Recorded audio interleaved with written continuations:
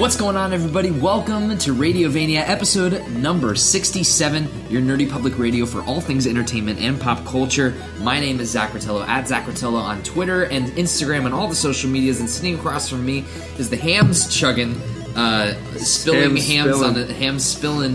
John Swanson Parker. I made a mess. It's a slight mess, it's not a big mess. Yeah, it's alright, it's alright.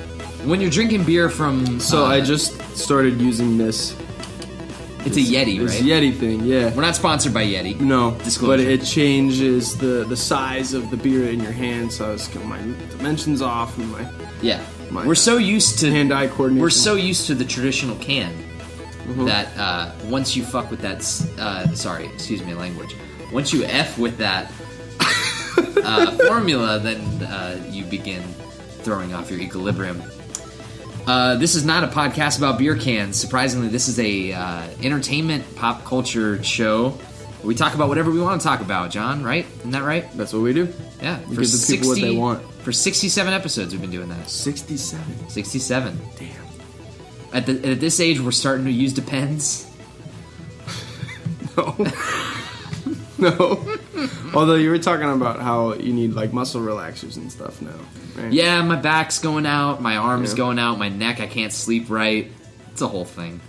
I'm an old You're person. essentially like Logan in the movie Logan. Yeah, I'm deteriorating You're slowly. just falling apart, Yeah. Taking painkillers. Unlike Logan and by the fist. Unlike the Wolverine in The Wolverine, where there are tiny micro robots attached to my heart that are like making me older. Yeah. Not that. Yeah. Unfortunately. I just realized that James Mangold spent 2 Wolverine movies having him be unhealthy, like almost the whole time. It's a good concept to have your character be around. Is like having well, it's because his powers are too good. Yeah, you have to have some way to make those powers valuable. Yeah, exactly. Yeah. Great movies though. For sure. If you've never listened to an episode of the show before, it's very simple. We're just going to talk about biggest news in movies and television and film and what's going on in pop culture, and we're going to give our insight. If you like the show, you can support us in a myriad of different ways. The biggest one is by listening right now, but you can also just go to radiovania.com, like a few videos, maybe subscribe if you want to, leave a review, do whatever you want, or email us at radiovaniashow@gmail.com. We haven't gotten any fan mail in a long time. It's just ads. It's like, hey, we noticed you have a podcast. Feel like buying shares in this company or whatever? It's like, no, not really. No one's reached out to us for any advertising stuff yet, which is a bummer. We need more fans. It sounds like. Sounds like. What do we got to do? I don't know. How do you get fans? How do you acquire fandom? I don't know. I think sports teams are the easiest way to acquire fandom because you just have to exist. So should we buy a football team? Maybe. After Robert Kraft gets fired, maybe we could get the Patriots. What's the cheapest sports team we could buy? The Blackout Carlies. Oh, also Carly's here. She's sitting over there. She might chime in whether or not she wants to, but she was on our last episode, and barely. Well, no, you were on most of it. Full discretion. Well, yeah, but if you listen to the Captain Marvel episode, I'm so sorry. Yeah, so let's crack the egg open while we still have it in the hand. Was inebriated. Yeah. For the majority of that evening. Yeah. Especially for that show. Oh, yeah. I'm sorry for everything I said because truly I don't remember more than 3 words of what came out of my mouth that night. So we'll get to at the point where when we talk about Marvel, because it's inevitable. Every show we have to talk about Marvel because they own the world. We'll talk about our update. I want to ask you like how Captain Marvel has sat with you since you've seen it. Like how it's stewed with you or whatever. But yeah, so thank you guys for listening to the last episode. We actually had a few solid amount of views on that one. So Connor, Cal, thanks. Kaylee, thank you. Kaylee, we want to shout out to Kaylee, new fan. Send us some emails. Yeah, Kaylee, if you want to send us an email at radiovaniashow@gmail.com, we'd be super happy to. We'd read it on the show. If you want to say something that John can read out loud that would be embarrassing for him, that we would love that. He'll read anything. It's true. I'm just like a dancing monkey. I do whatever Zach says. Yep. So yeah, without further ado, what do you say we? Give me. What have you been watching lately? Have you seen any movies lately? Have you We'll talk about comics later. Yeah, played any good video games, anything like that? What have you been watching? What have you been playing? I've been doing nothing because I've been working a lot. Yeah. The last movie I saw was Captain Marvel. Okay. The last movie that I saw for the first time was Bull Durham, a great classic baseball movie. But other than that, no. I've just been working, watching reruns. I guess that's not really a thing anymore. You're streaming it all the time, but watching old episodes, It's Always Sunny. Yeah. And playing a lot of X-Wing. Well, correct me if I'm wrong, but since the last time we got together, you platinumed every Uncharted game. Oh, that's true. You finished your conquest. Yeah, all 5 of them are. Not many people can say that they've done that. No. You're a very rare percentile. Yeah. I'm a treasure hunter, pretty much. When it I'm just waiting for the next Naughty Dog release. Yeah. The Last of Us. Last of Us Part 2. And then I'll play video games again. Would you recommend people go out and hunt those platinums for all those Uncharted games? I would say the platinums for Uncharted 4 and Uncharted The Lost Legacy are a lot of fun. The platinums for the other 3, for the remaster for PS4, I've heard are frustrating. are extremely frustrating, and also very boring because it's the same trophies for each one. So you got to get 30 kills with each gun. You got to kill like 4 people with one like it's the same for each one. Whereas like Lost Legacy and Uncharted 4 have like very specific trophies. Like the trophy in Uncharted 4, we have to knock over all the Karens out in Madagascar only exists in that game, right? That's not going to pop up in another Uncharted game in the same way that there's several ones in The Lost Legacy, like involving stealth kills with like the silence pistols and stuff like that, and the photos. So it's really cool. Yeah, good time. Good. Well, since really, really fun games.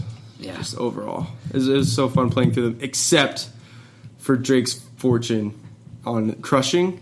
Is soul crushing. It is awful. I got plenty of Snapchats from old John Parker. So frustratingly taking photos of his screen to commiserate. And it's like, well, because like in that game too, like you turn the corner and then another wave of like 20 guys show up. Yeah, like you just are nonstop combat encounters the whole time. Yeah, there's not as much puzzle solving and stuff as there is in the games to come. Yeah, Uncharted 1 ages the worst. That's for sure. Yeah. All right, anything else? No, that's all I've been really doing. Okay. Well, since Captain Marvel for me, I've been waist deep in media, John. Waist deep. Waist deep. Do tell. I've seen a lot of stuff, playing a lot of stuff. First off, I bought and completed the main story in Let's Go Eevee. I finally broke down and got on the Let's Go Pokemon train. I was showing John earlier today. It was the first time he's really taken a look at the game. I loved it. It was a great experience. I highly recommend it. I got it on sale for $30 at Meijer. So if you're interested at all in the game and you have a Switch and you want to play it, get it on sale. I don't know if this game was necessarily worth $60, but I definitely felt it worth at $30. I was That's probably because you've played that game 4 different times on over a the course of my variety entire of life. media Sure. because it's such a classic game. They just keep releasing it. The thing is that Because you're not going to not play it. Even more so than Fire Red and Leaf Green, this Let's Go Eevee changes a lot about the formula of how the game is played. Like the catching mechanic is completely different. Yeah. Your encounters are completely different. They even changed up the story a little bit, like the way that you interact with your rival and the gym leaders and the final Elite Four, which I won't spoil. But it's really interesting. Like it never felt dull, and like even though I kind of knew what the story beats were going to be, it was still fresh and interesting, and it looks great, it plays great, sound is great, so it was a fun, enjoyable experience. It was nice to like throw on a TV show or a podcast, and then just throw that up and just like catch Pokemon, get your combo meters up, catch rare stuff, look for shinies. It was very relaxing. It was a good little it was a good game to play. Yeah, it sounds like a Lego game. You know what I mean? Yeah, like, sure. It's just kind of like Same sort of therapeutic. concept, It's sure. very, very straightforward. Therapeutic is a great word to describe it. That is exactly how I would It's describe kind of like the just game. mindless entertainment. Mm-hmm. You know? Yeah. But quality mindless entertainment, not like Of course, yeah. not like some BS. Like it's a very well crafted game. I also I broke down and bought Sekiro: Shadows Die Twice. I don't know what this is. So this is the same studio that made Bloodborne. Oh. It's the new game that's on PlayStation, Xbox, and PC. It's a Souls game through and through, so it's one of those like collect things, RPG, level up your stuff. Insanely difficult, insanely hard, very much like Bloodborne. Oh god, I can't play Bloodborne anymore. I had to call it quits. Yeah. So funny story about Sekiro. I was on the fence about the game because I loved Bloodborne. You know this. I love Bloodborne. Yeah, it's a great game. It is a great game. It's so hard. It is very hard. So hard. And I was on the fence about Sekiro because I was like, am I really in the mood for another really challenging, bone-crushingly difficult game? And I was reading a bunch of reviews, and a lot of reviewers are like, it's like Bloodborne and Demon Souls and Dark Souls, but it's a little bit easier. It's a little bit faster paced. And I was like, oh, okay, cool. If it's a little bit easier, then maybe I'll get into it and it'll be fun. It's kicking my ass. Yeah. Even worse than Bloodborne. Oh, wow. I couldn't get past the spider in Bloodborne. It took me... So you remember the first boss in Bloodborne? It's the troll on that bridge? The cleric beast?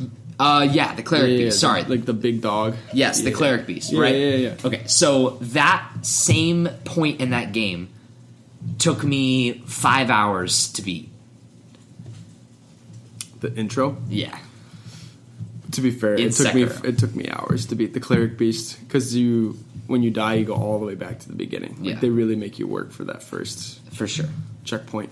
And the same thing goes for Sekiro. Like, you're really working for it. And so I like the game in concept, but I'm not having very much fun with it. It's really challenging and really I realized that like after I played it for a few hours one day, when I let go of the controller, I realized that my knuckles were like white from like gripping the controller so hard, and that at one point I was so frustrated that I hit my leg, and I left like a mark on my leg from like hitting my leg in frustration. Dude. So it's really, really, it's not hitting a good point in me. Like I don't think like it's not a game for me right now. So I'm glad I bought it. Like I'm interested to pick it back up soon, but don't buy it if you're not looking for an easy game. Yeah. Shit's fucking hard. It's really bad. Oh man, Bloodborne. That really takes me back. You remember you get into like this church sanctuary, and there's this creepy thing, and you killed him. And he was the only nice NPC in the entire game. He's the only helpful one. Yep, and you killed him. You slaughtered his ass. Man, I really screwed myself in that game. Yeah. What a great game, though, Bloodborne. Yeah, it's a good time. And then the last thing is, we won't talk about it much because John hasn't seen it yet, but Carly and I went and saw Us. The new Jordan Peele horror film. And? It's one of my favorite horror movies ever. Yeah? Yeah, it was great. How so?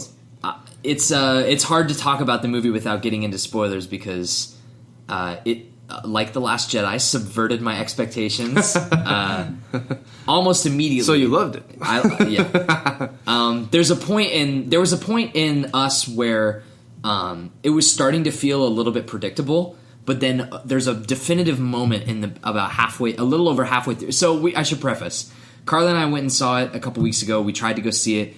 We bought tickets to the show. We got in. We got our popcorn. We got our soda, not popcorn. We're just chilling out. Hour into the movie, right as soon as the doppelgangers get to so what you've seen in the trailer, right? As soon as the doppelgangers get there, a girl in our theater had a seizure or a stroke. We weren't sure exactly what was happening, but that's also kind of creepy in a horror movie. Yeah, it was especially. I don't want to give anything away, but there's some heavy breathing that happens from a certain character in the movie, and it was kind of indistinguishable over who was doing it because she was like, whatever she was having, a seizure or stroke, she was like breathing in and out was really she loudly. Freaking out because of the movie, you think? Like, was it we induced? We don't know. I mean, someone said they thought it might be epilepsy. I don't know. I mean, unsure. But all we know is that the lights went on, people started calling paramedics. We left the theater. They gave us vouchers to come back and get another show or whatever. But so we ended up seeing it in two separate chunks. But the funny thing is that... Did you watch the whole first part again? Yeah, we did. Interesting. I didn't know if they just hit play from... Yeah, hit the space bar, Kanye. The funny thing is that the moment that really like when we went and saw it again, I remember we were sitting through the first half again, and I was like, I don't know if I'm digging this that much. Like, I've already seen this. There's nothing really... I'm finding it hard to pick things out. Like, there's nothing really interesting about this again. Like, seeing it. It's good acting. But then there's a moment that happens literally 10 minutes after when we got cut off from the movie that changes everything about it. And it's a very, like, oh my God moment. And my jaw literally dropped. Like, I reassessed in my seat, and I was like, okay, buckle me in, Jordan Peele. Let's go on this wild ride. And you have to suspend your disbelief a lot. You can nitpick this movie to death. People are giving it really harsh criticisms online for it being like full of plot holes. You kind of have to suspend your disbelief. It's a horror concept. It's very out there. It's very much like Get Out. But it's a great movie. I highly recommend it. Highly, highly recommend it. Even to fans of not to fans of horror movie. Like, it's not very scary. Like, there's some jumpy moments and there's a lot of tension, but it's not like, I wouldn't call it a traditional horror film. I think it's more a thriller. Yeah, for sure. It's got like jump scares a few times, but I think conceptually it's much more a thriller than a horror movie. Yeah. I would call this movie also like a comfort movie too, the same way that I call The Shining a comfort movie. I'm very excited to go back and rewatch Us because, like, you're with these characters that you like. You like all the main characters, and you're with them for most of the movie, and so you're able to kind of, like, relax and enjoy, like, their dialogue with each other and the way that they interact with the world. And so it's very... It's a great movie. I highly recommend it. Like, go out and see it as soon as you can before you get anything spoiled. Would be my recommendation for you. And maybe we'll talk about it when we see Endgame. But yeah, so that's all. Cool. For me. You ready to jump into the news? Let's do it. Okay, the first big piece of news intimately ties into the second big piece of news, so we're just going to kind of talk about this whole thing in general. So, John, I need you to take a big swig of the drink with me as we cheers to the end of... Batfleck? No, actually, no. Cheers. Well, okay, so let's actually... Well, yeah, why not? To the end of Batfleck. Cheers. Cheers. Cheers to that. Long may he reign. From Deadline.com, Disney reinstates director James Gunn for Guardians of the Galaxy 3. Redemption and second chances have long been a superhero movie staple, and today it looks like life has imitated art. The editors learned that Disney has reinstated James Gunn as writer-director of Guardians of the Galaxy 3 and confirmed it with Marvel and Gunn's camp. The decision to rehire Gunn... He was fired, he was fired late last July by Disney after alt-right journalists made a public, I've never heard this word in my life, fusillade? Facade? No, it's definitely not facade. Maybe that's how you spell facade, and I've never seen it spelled. How do you spell it? Fusillade. Fusillade. That's not facade. No. Facad is facade. Fusillade? Of decade-old... Oh, wait. Let's ask Siri. Fuslad. Okay, here's what I found. What did she say? She thought I said food slime. Food slime? Wait. Spell it to me again. We're going to get to the bottom of this. This is educational. F-U... Yeah. F-U what? F-U-S... Mm-hmm. Oh, I lost the word. L-L-A-D-E. A series of shots fired or missiles thrown all at the same time or in quick succession. Okay. Is it fusillade? Fusillade. Wait, let's listen. Ready? Here we go. Fusillade. Fusillade. Fusillade. Fusillade. Fusillade. We're going to sample that later. Fusillade. Okay, so basically everything... Shots fired at James Gunn. Shots fired at James Gunn. So basically James Gunn got rehired. Part of the story goes on to say that the decision to rehire James Gunn was actually made. Like, the decision to rehire him or reach out to rehire him actually was made within a few months, maybe even a month, after they officially let him go in the public eye. So, like, before last summer was over. Maybe even before it happened in July, maybe even before August was over. Yeah. The reason being, At least, well, this is more overarching than anything else. Before we jump into the big news, I want to say, for me personally, I'm happy about this. I went on record on one of our shows as saying like you weren't going to see it. I wouldn't in see the theater. it just because I wouldn't. I don't want to support. I'm a big proponent in pay with your wallet, right? Or like vote with your wallet. Mm-hmm.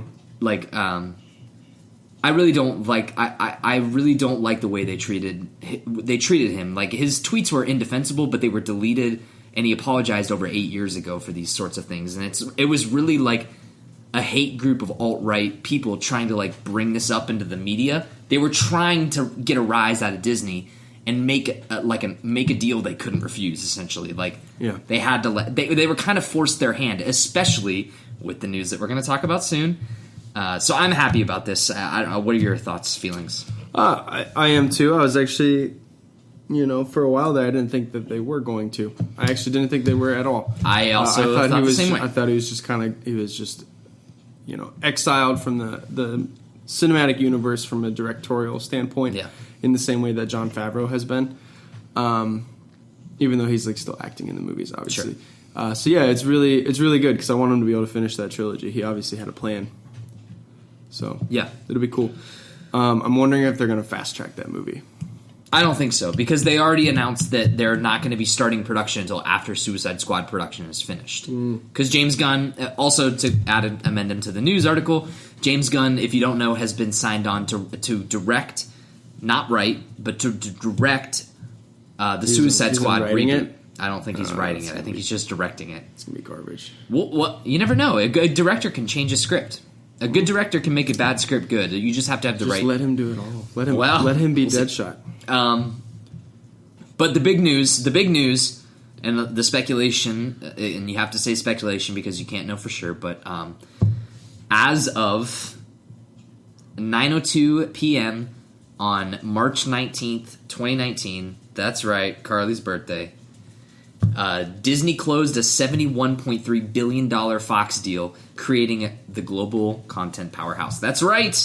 Wall Street and other experts have lauded the strategic benefits for Disney, but also highlighted the cost of launching a streaming service later this year, which will drag on its earnings. The Walt Disney Co. has closed its $71.3 billion acquisition of large parts of 21st Century Fox, expanding its global reach and content portfolio ahead of the planned launch of its own video streaming service. With the mega deal, Disney-led chairman Bob Iger is adding the Fox Film and TV Studio, the FX Networks, National Geographic, Indian TV star giant Star India, and Fox 30% stake in streaming service Hulu to its portfolio.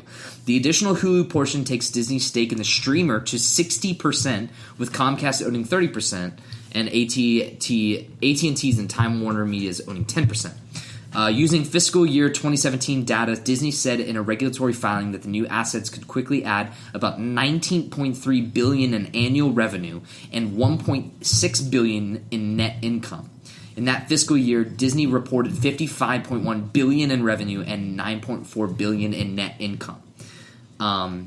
Disney said they're promising $2 billion in cost savings from the Fox takeover, which probably means between 4,000 and 10,000 layoffs. Man, that's so. This is big. This is obviously like, one of the biggest things to happen in genocide. entertainment in a long time. Yikes! It's huge, though. Yeah. So before we move on to this specifically, Grandpa, what happened when Disney bought Fox? Well, I remember it like it was yesterday. My pal Jimmy lost his job. We were all just so excited that the X-Men might get into the Marvel universe. I really wanted to see that Wolverine fight Thanos. Yeah.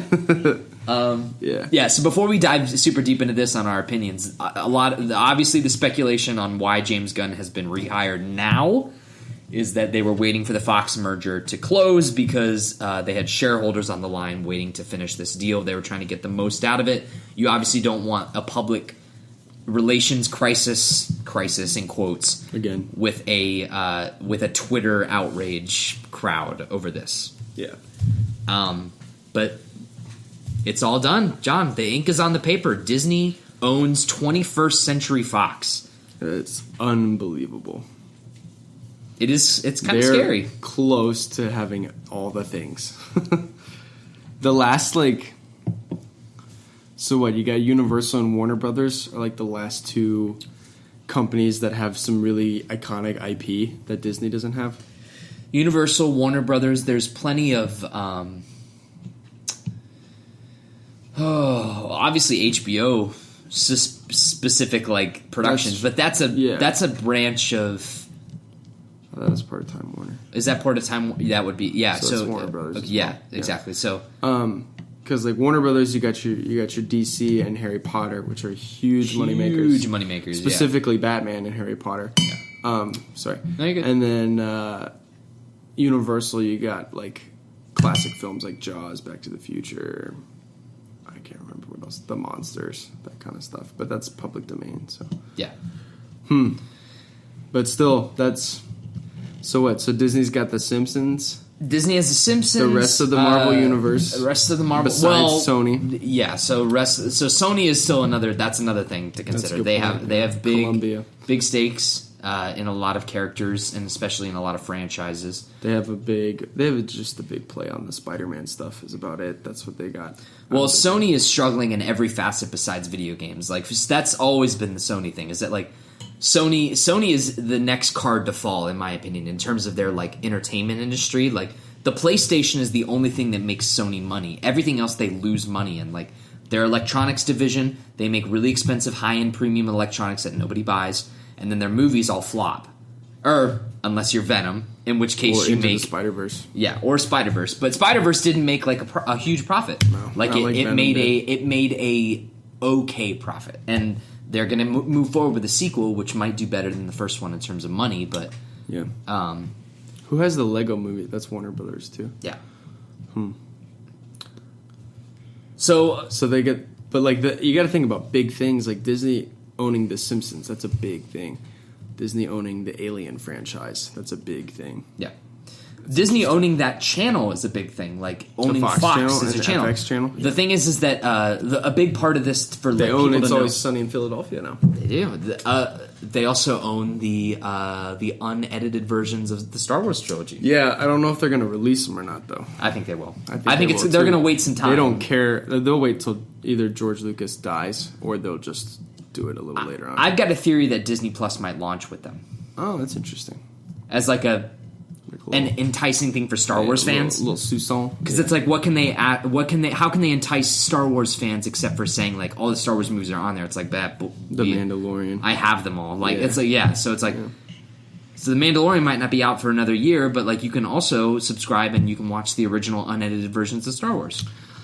That would be wonderful. That would be wonderful. Yeah. I mean, I'll be subscribing to Disney Plus. Once they announced that all Disney IPs will be available on the service, like in terms of like film franchises. So theoretically, it should all be there. All the Marvel stuff, all the Disney animated stuff, Pixar, it should all be there. And to me, that's probably worth it. We'll see. I mean, we'll see. We'll see. It depends on how much they're charging. They will eventually have like a big media push for it soon, where they're just gonna have to like unveil all that stuff that's gonna be a part of it. In the same way that like the DC Universe app thing did like a whole like hour-long thing. Like these are all the things that's gonna be in it. They'll hold a press conference or something. Yeah, they'll release they'll release something to say. I bet you it'll be at D23 this year. When's D23? It's usually in the summer after Comic-Con. The other thing the important thing to stress to other people, because a lot of people that I work with or talk to like don't quite understand what this means for the news division. Disney will not be acquiring Fox News. Fox News is a separate entity. Yeah, they don't want any part of that. No, anyway. they do not. And what's interesting, it's just so funny that it's like Fox as an entertainment company is basically completely dissolved, but it's their news division has just like stood the test of time and is still like profitable. It's got a huge following. I would have loved to have seen Disney acquire that and just like burn it to the ground. That would have been amazing. But they're also not. Disney tries to be like the most PC company possible. So, and that includes not being like risque or like attacking other companies. You know what I mean? So is the Fox label gonna exist still? Like when they release a Deadpool movie, is it gonna be? They're gonna have fanfare? No way. Because You don't 21st think so? Century Fox is being absolved by Disney, so they're not. Why would they have a separate release, production? Like, rated R stuff. Well, we don't know. That's part of the question. That's some of the stuff that, because the 21st Century Fox is not going to be 21st Century Fox. It's going to be Disney. They're not. But But like, is it going to be like? But is it going to be like a movie then. subset in the same way that like Lucasfilm and Marvel Studios are a subset of Disney? I don't like when you go to a think Marvel so. movie that doesn't have like the castle. It's got the Marvel thing with like dun dun dun dun dun dun dun dun. They do that thing the whole time. Yeah, that's a good. That's an interesting idea. I don't think so because I could see it being like 20th Century Fox, a Disney corporation or something like that. Okay. Like they just Might add change it something up or to something. because I think they like one of the things that I think Disney's going to really enjoy is acquiring the fanfare, and I bet you before episode 9 that they should roll that. really, I think so. Skunkum. I think they would roll that because But why would they? But that studio had nothing to do with that film. They just want to roll it as well, for it's a John nostalgic Williams thing. score. A lot of people like associate that. Like Sure. I used to think that was only like that was attached to the Star Wars movie. You know Yeah. what I mean? But like it's obviously it's not. So I don't know. I don't know. I personally think that Disney is acquiring them. They want that to be. They want all of that content to be Disney property. They don't want to associate it with Fox because Fox is now news. Fox is news and whatever else that they're doing, like on the side.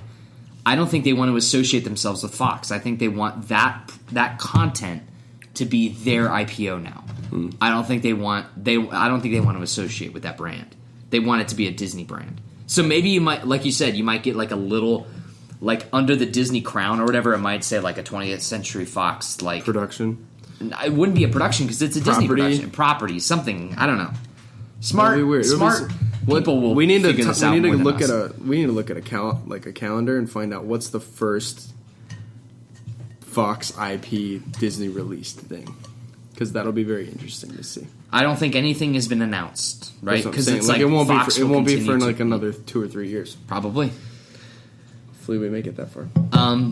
What do you think this means for Endgame? Before we'll talk about that more here in a little bit, but what do you think this specifically means for Endgame? So that brings up an interesting topic because they did film that movie very closely to finishing Infinity War, right? Well, they filmed them back to back. They shot them back to back like Lord of the Rings. Well, I guess Lord of the Rings was shot like simultaneously. But if they're adding anything, that means they're doing reshoots like right now, and the movie comes out in 3 weeks. That is pretty close to the mark, unless they did something beforehand. I don't want to. So you said reshoots. I think Sorry, they're going to additional do shooting. pickups. Okay, They're going to do pickups. whatever the term is. Yeah. So I don't think they're gonna go back and like reshoot Yes. the third act of the movie Exactly. and throw Mr. Fantastic in there. Yes. What I meant was like they're gonna add a scene, which will be interesting to see if it sticks out like a sore thumb. I don't think it will. I think You know, that hopefully it's not a Justice League situation where Batman's weight fluctuates throughout the Sure. movie. no. I think you're not even going to see a face. I think Symbol. a symbol or like a tease about like something like Galactus. it's going to be stupid, not stupid, but like it's What about stupid to just a say it out post-credit loud. thing, But then? that's what I mean. That's what it's going to be. It's going to be a post credits scene. Like I bet you they already had an idea of what they wanted their post credits scene to be leading into what's next, which would be Homecoming or Far From Home. But What's after that? I don't think they've announced their slate after that. I feel like it's like Doctor Strange 2 or something. Doctor Strange 2 was announced to be in production, but they haven't done one of the like. This is Black what's Panther interesting. 2? They haven't even announced that yet. Like people have just They're said like that pumping the brakes a little bit. yeah. I think we're about to see a major overhaul. Yeah. Things are going to change. Things- Endgame is a big deal. Things are going to change. People There's will- going to be franchises that are going to stop. You've changed things. People will die. Yeah. It's going to be awesome. Yeah. So gut reaction. Don't even think about it. Who's the character that they bring from Fox 21st Century that they tease it in Endgame? Galactus. Galactus. I say Or Galactus. Well, so Galactus and the Silver Surfer kind of go hand in hand because he's the herald. He like goes to planets and tells them like, "Hey, Galactus is going to come and eat your planet." I think that will be their next. Now that they have them, that'll be their next quote unquote big bad after Thanos that they're gonna build a couple movies towards. Okay. I think it'll be either Magneto or Xavier. That'd be awesome. If they do Galactus, I hope he's a big purple fool with that helmet. I think X-Men's probably the safer choice because it's a well-known property that people would be able to be like, that's iconic, I get it. Yeah. Galactus is probably like, if you hadn't read the book, the last time we saw Galactus, he was a big fart cloud in that Fantastic Four movie. Yeah. So I'm guessing what the post-credit scene is going to be is it's going to be like,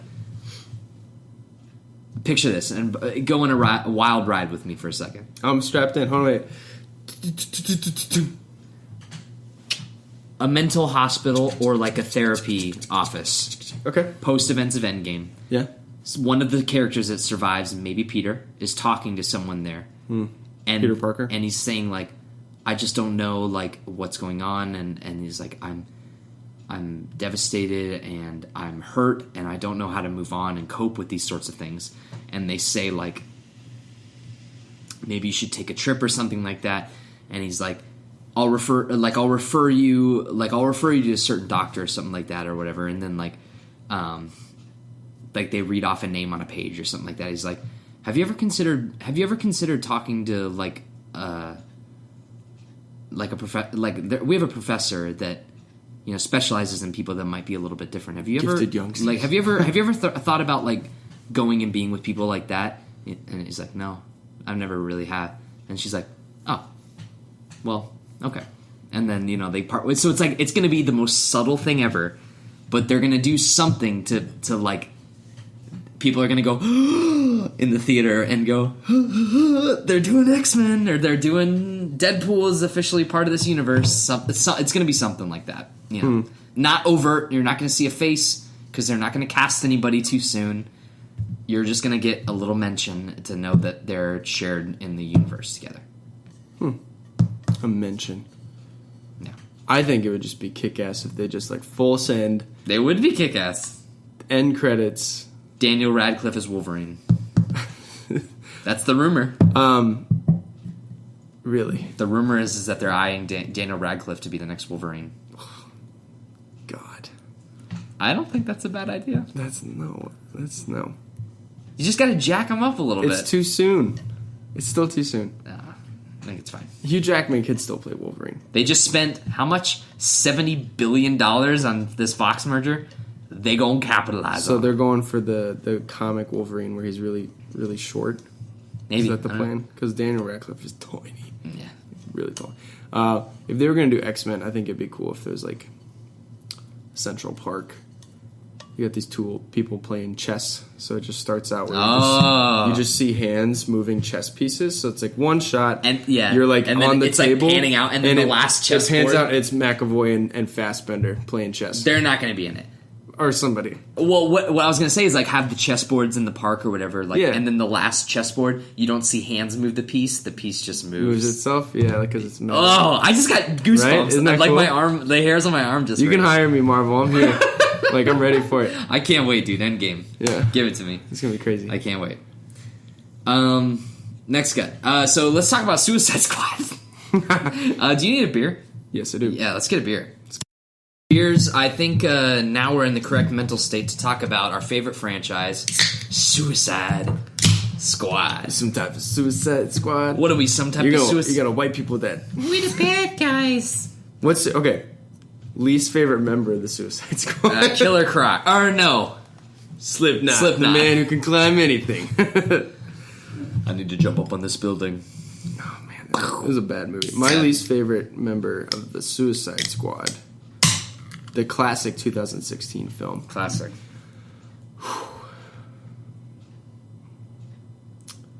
Joker doesn't count. No. Rick Flag. You mean the most generic white military character of all time? The honest trailers described him the best as a chicken chomping exposition man.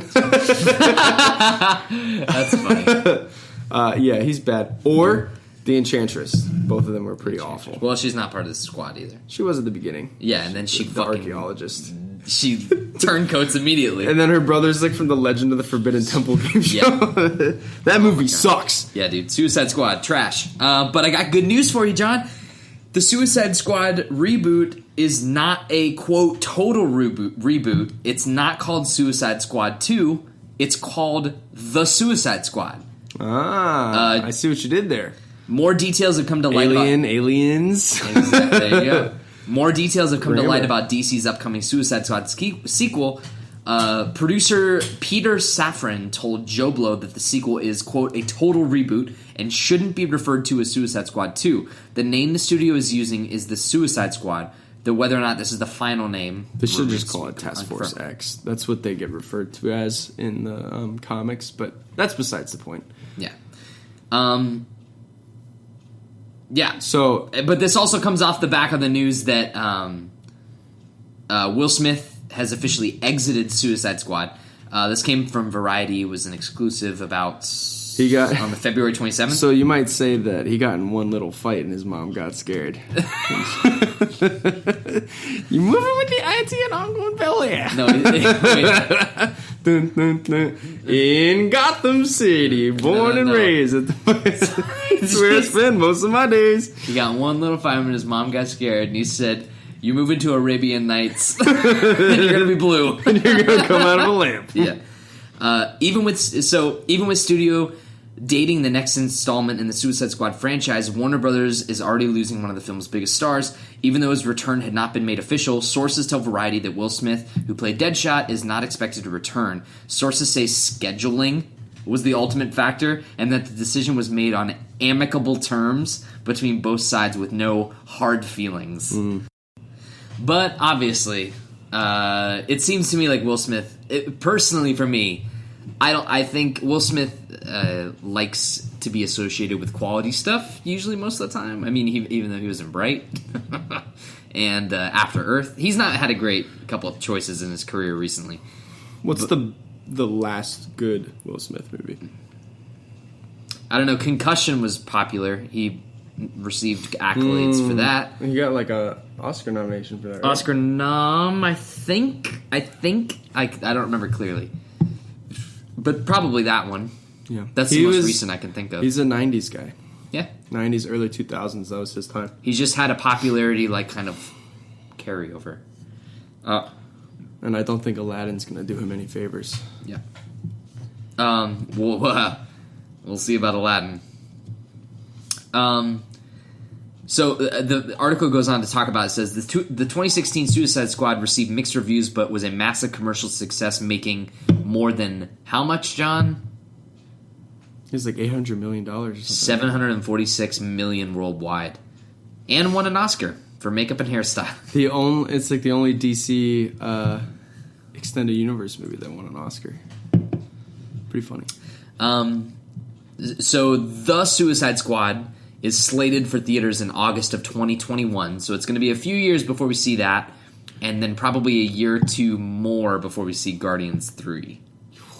So strap yourselves in. That'll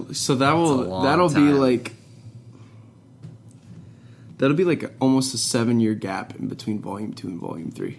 Which is pretty crazy. Because of this bullshit. Yeah. God damn it. Thanks, trolls. Let's kill him. The troll guy. Kill the trolls. There was also a report that said the Suicide Squad is going to add a number of characters from the DC Comics world, including, and I want your opinions on all of these, Ratcatcher. Okay. Don't know who that is. King Shark. I know that guy. He's awesome. He's a big shark. He's great. Polka Dot Man. Oh, very good. Polka Dot Man's good. He's a Batman animated series villain. Yeah. And Peacemaker. Okay. I'm excited for Polka Dot Man and King Shark. If I could get Danny DeVito as Polka Dot Man, count me in. Also, like any of us give a flying fuck, Jai Courtney says he's coming back for the Suicide Squad. That's the only other job he's going to get right now. So. Yeah. He said, quote, "We're getting ready to shoot in a few months. There's not much else I can reveal about it, but yeah, You'll be seeing Boomerang back for sure. End quote. Oh, that makes me cringe. Yeah, no one cares, Jai Courtney. No one cares about that. Yeah. So wait, before this movie comes out, we get that Birds of Prey, like the emancipation of Harley, whatever that thing is. The Fabulous Emancipation of Harley Quinn. Yeah. Okay. And we're also getting a standalone Joker movie with Joaquin Phoenix, which may or may not tie into it. That's like a separate thing. Well, we don't know that for sure. Hey, as long as it's not Leto, you can do whatever the fuck you want. Leto, I want Leto back and give him different direction. No. Leto's a good actor. He just needs I chalk that role completely up to direction. Change the character design. Yeah, for sure. Ugh. That direction as well. Like, Jared Leto had no input, I'm guaranteeing you, no input on whether or not he put a damaged tattoo on the top of his forehead. That was bad. Bad. Real bad. Bad. An insult to the character. Which, that's like probably the most iconic DC character besides the Bat. One more piece of Marvel comic book movie news. Angelina Jolie is in negotiations for Marvel's The Eternals. Mm-hmm. Do they know to who play whom? No. I'm trying to read through here. Death. Do you know much about The Eternals? No. Okay. They're wonky, dude. That's what I've heard. But like, I've heard they're like Guardians level wonky. We also thought that like Guardians was wonky, and that turned out to be fine. So yep. It's all good. Also, I forgot. One more piece of comic book news. We talked about this briefly this morning, and I don't think we need to harp on it, but Dark Phoenix just showed some like preview footage at WonderCon, and reactions were positive, like mostly positive. So I think that movie, this is a very low bar to jump over, but it will definitely be better than Apocalypse. Is my prediction.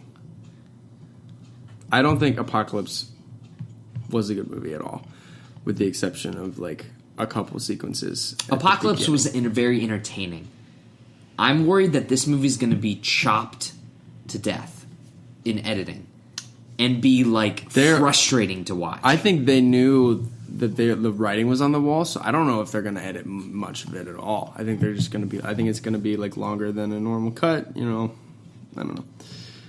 But, dude, I'm also worried about cast motivation. They're getting rid of Mystique, so, like, that's cool. I'm also... another thing with that, I'm worried about cast motivation. Like, from that trailer's ass. It was bad. It's a bad trailer. Jennifer Lawrence is, like, phoning in that entire performance. Sophie Turner doesn't really seem to be caring much. She doesn't seem very emotionally...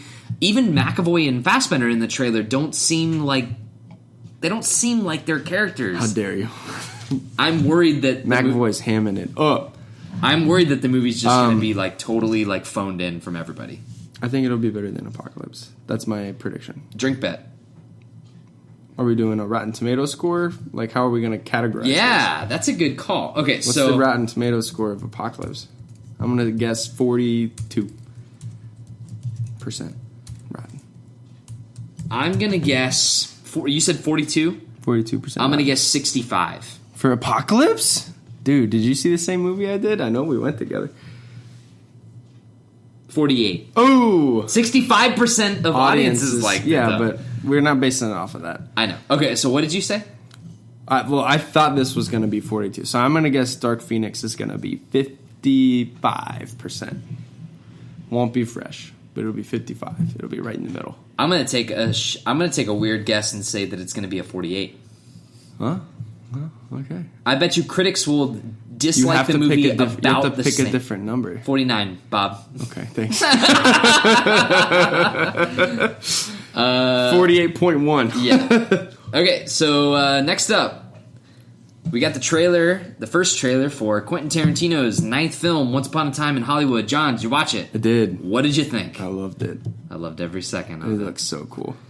I'm very excited. I love the subtle humor. Like, it's not, like, overtly jokey. It seems very... it's like Django. Yeah, it's, like, very naturally funny. Like, it just seems funny. Like, these characters seem, like, very charismatic. Obviously, it's Brad Pitt and Leo.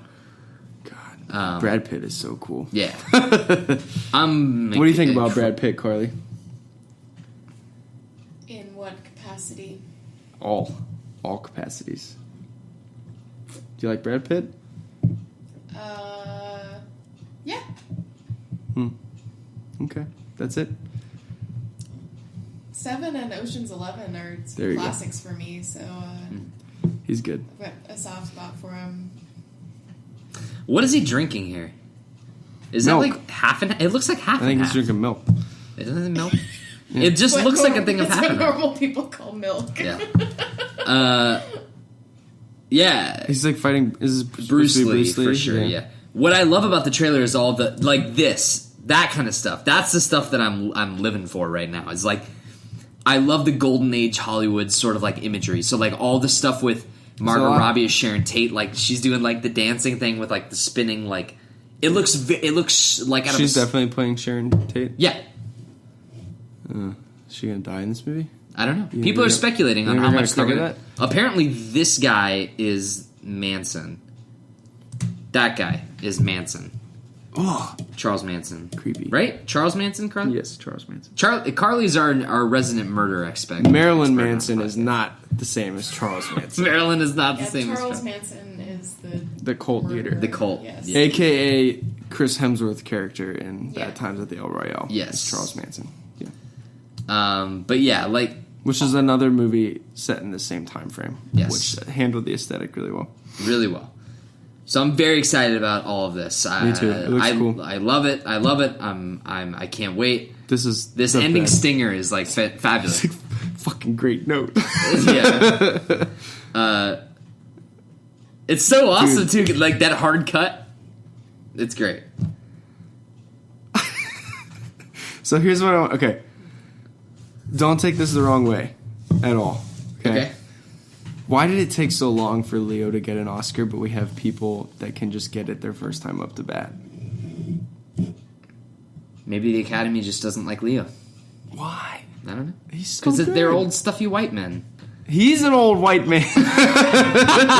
Now. I don't know why like it took so long. Like, do you think like The Revenant is probably like one of the worst Leonardo DiCaprio I agree. movies. You know what I mean? Like he should. Tom Hardy was better in that movie than he was. oh my goodness, he didn't win for Django. Like, Yeah, bothers that blows me. my Like, mind. I'm still yeah. That shook blows about my that. mind. I don't That- even remember who won that year.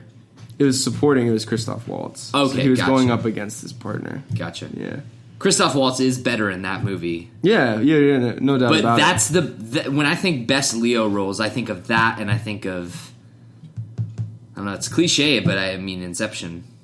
Oh, that's He plays a pick. good like One of my Shutter favorite- Island too. Even like I love Shutter One Island. of my favorite Leos is Catch Me If You Can. Yeah, for sure. Frank Abernathy. That's a good movie. Very good movie. With Also, Christopher he didn't Walken. win.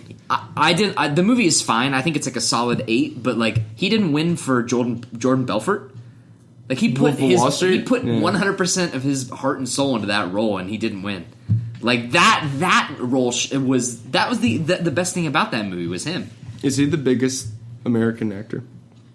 American actor. Now Like or just ever living American. living American actor. The biggest American actor probably ever. Humphrey Bogart. I don't know. It's tough. That's a hard question. It's tough, right? It's multifaceted. Leo, Al Pacino. I don't know. It's hard to like. You got to pick American ones too, because like these days there's so many of them are from London. All right, so one last movie news before we move on to the rest and kill this show, and then Kill some- party. Bruise, bro. Yeah, some brisket. You seen that meme of Anakin killing younglings? Oh my god! It's so funny. Linnea sent it to me. It's like Obi-Wan's like, I saw a recording of him killing younglings, and it's him in the picnic field in Attack of the Clones, and someone photoshopped a can in That's his hand. amazing. This broke just tonight. Oh, really? Mark Hamill will be the voice of Chucky in the wow. remake that's coming out with what's her name from Parks and Rec? Amy Poehler. No. Rashida Jones. No. Chris Pratt's girlfriend, and what's her name? Why can't I remember her name? Oh. Aubrey Plaza, yes. The Aubrey Plaza Chucky remake that's coming out. Mark Hamill's going to be Chucky. It's a good fit. He's a good voice actor. He's a good voice actor, especially if he does creepy, especially well. If he does the Joker, but just like a little creepier, that'd be good. That'd be fit really well. Chucky freaks me out, man. I can't deal it. I'm excited. I hope it's good. I hope it's very like campy and not like overly serious. Yeah. Do you know what I mean? Yeah. All right. So the only television news I've got here is the most watched trailer in YouTube history for this year. I think the most watched trailer on Netflix's page, it is Stranger Things 3. You watched this? I did. I've watched it a couple times, actually. What are your thoughts? They do continue to do a really good job of cutting trailers. Yeah. For a television show. Yeah. It's good, though. Like, it's a good cold open. You know, it's supposed to be very suspenseful and stuff, and then obviously it's just a joke. And then you get this reveal, and it's... Finn Wolfhard got really tall. Got tall? Got tall. Still as skinny as a stick. Yeah, but, he's a real. But yeah, this is cool. Dustin looking noticeably older. Lucas looking noticeably older. 11 looking older. I mean, obviously she's got the long hair like down past her shoulders at this point, but he just looks like. So this trailer looks very much like a Stephen King movie. Yeah, for sure. Yeah, for like sure. It or something. Production quality. I want to mention this. Like for whatever reason, it looks like they've upped the. I don't know. For some reason, it just looks like the quality of like. A lot of these shots are like very. They're very complex and very. I don't know, like stuff like that. Like a lot of landscape shots, a lot of very good establishing shots, a lot of really good close-ups and stuff. Like I don't recall other stuff in the other seasons being as like. Yeah, like stuff like this. Like it's very colorful. It's bright. It's bold. It's pulled back. Like there's a lot of detail going on. It's, they got a bunch of money. They made a carnival. Yeah, they made a carnival. They made a mall. Like I want to say I think this is a perfect trailer. Like if really you want to talk about like how to drum up excitement, like the use of music in this, like with Baba O'Reilly, and like the way that it tensions up, ratchets up the tension, and.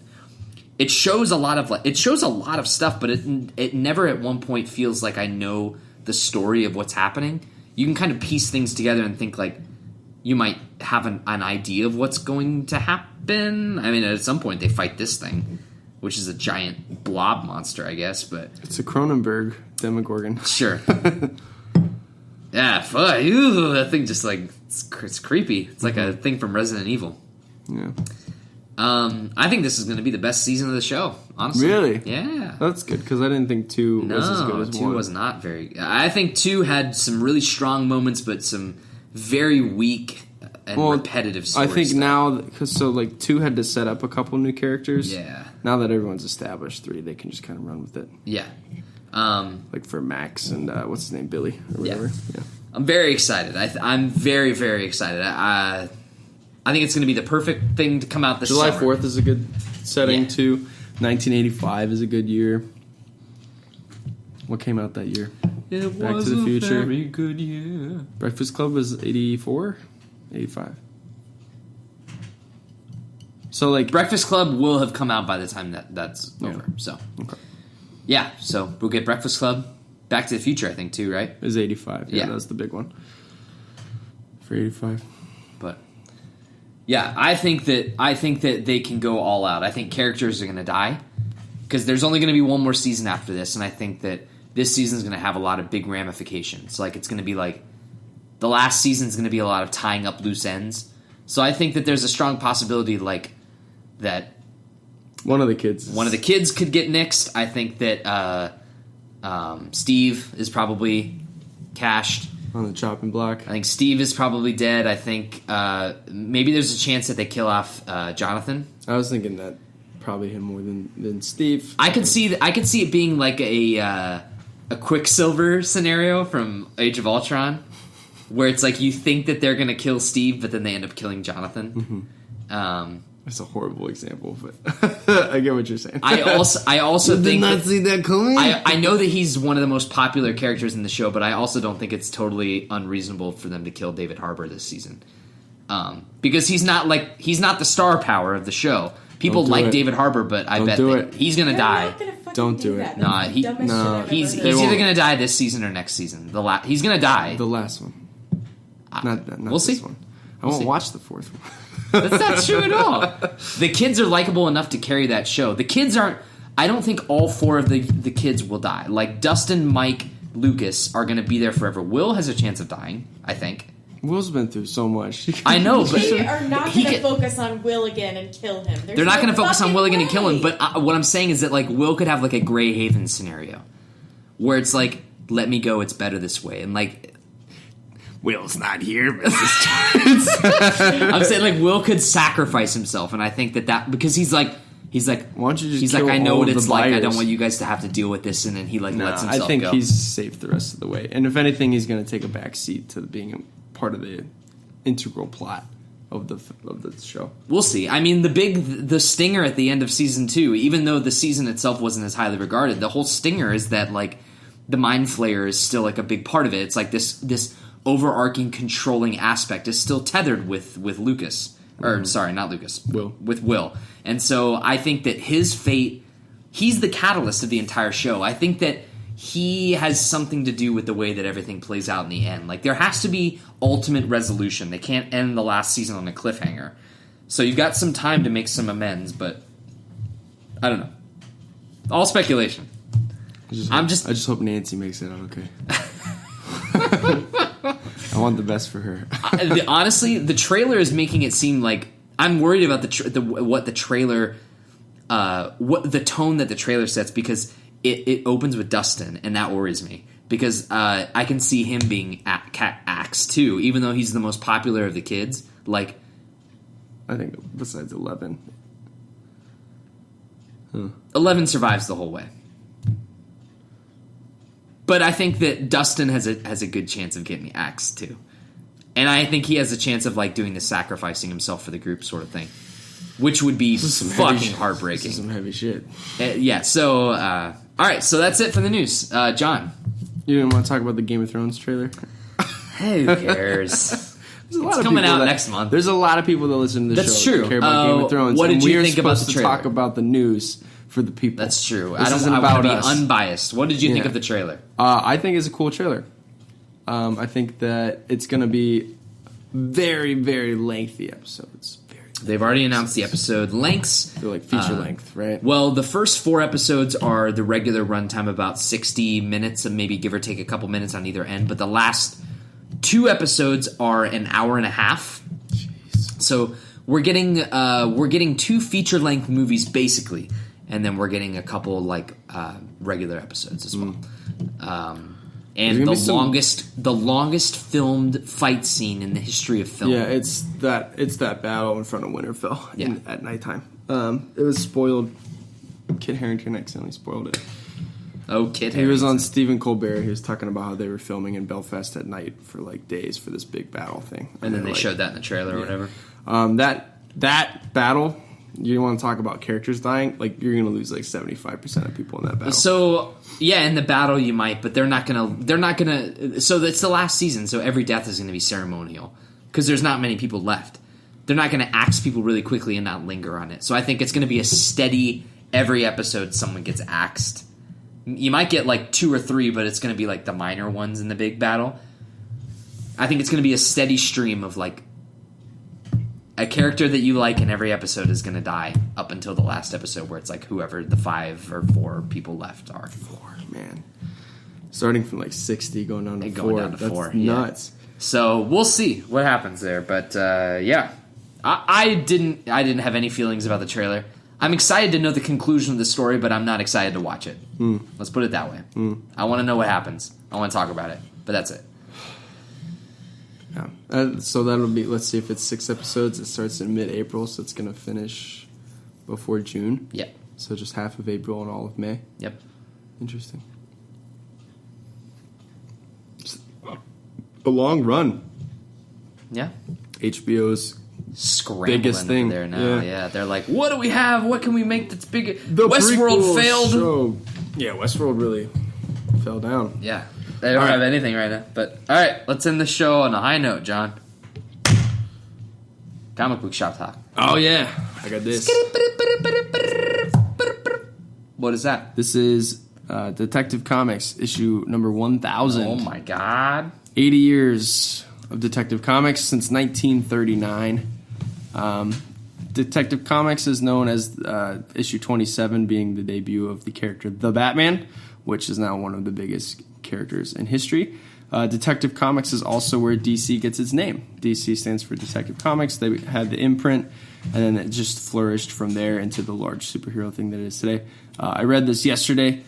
It's 96 pages of just glorious short stories. Oh, cool. From a variety of different Batman authors over the history of the character. Kevin Smith wrote a story with Jim Lee doing art that was very touching. But yeah, you get people like Scott Snyder and like Denny O'Neil, like people from the 70s and stuff like that. Yeah. It's just a cool thing. In the same way that last year we had the 80th anniversary of Superman. They had Action Comics 1000. So it's just cool. I got my cover with Tim Sale, who did the art for The Long Halloween, which is my favorite book. But there's like 10 different variant covers that you can go out and get. So that's awesome. Go out to a comic store, get one. It's $10, which seems like a lot for one book, but it's pretty much, if you look at it, it's the size of it's a thick boy. It's the size of about 3 issues of a comic anyway. So you're getting your money's worth, and it's a good, again, couple short stories, and as well as just like a good collector's thing. Yeah, for sure. That's probably the biggest thing to talk about there. Okay. Yep. Marvel going into the summer is focusing on this big crossover event with Malekith, the Dark Elf. The Accuser. Yep.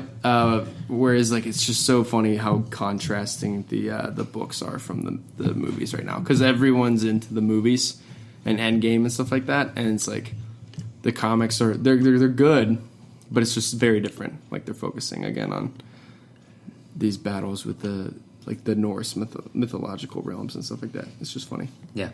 The Avengers team, the roster is also pretty different, too.